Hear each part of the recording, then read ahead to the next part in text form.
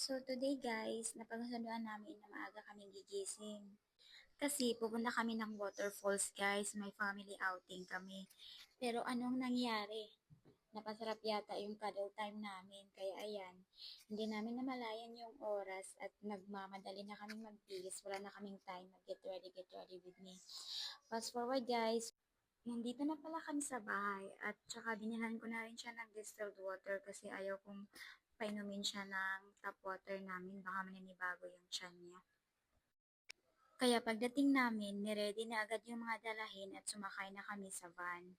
Ayan, nandyan na kami sa van, pupunta na kami ng falls. Kasama yung buong pamilya ko, nag-rent pala kami ng van para kasya kaming lahat kasi ang laki ng pamilya ko. Nagpicture na lang din pala kami ni daddy. Then, nakarating na kami. Ito yung itsura ng swimming pool nila. Tapos, nag-ready na kami. Nag-set up muna sila sa table namin.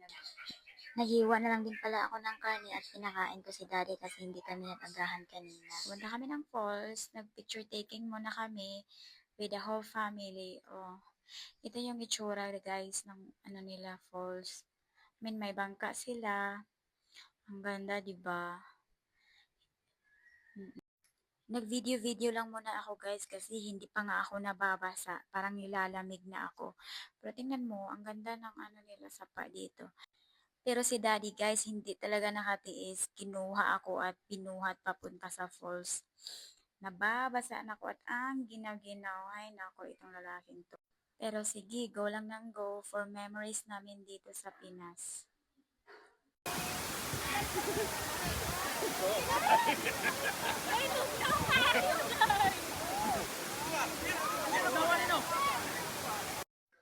Guys, mas malamig talaga yung tubig sa sapa kesa sa daloy ng tubig sa falls.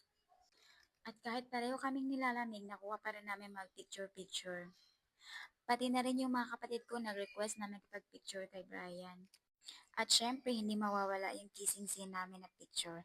Yun lamang guys. Thanks for watching. Bye-bye.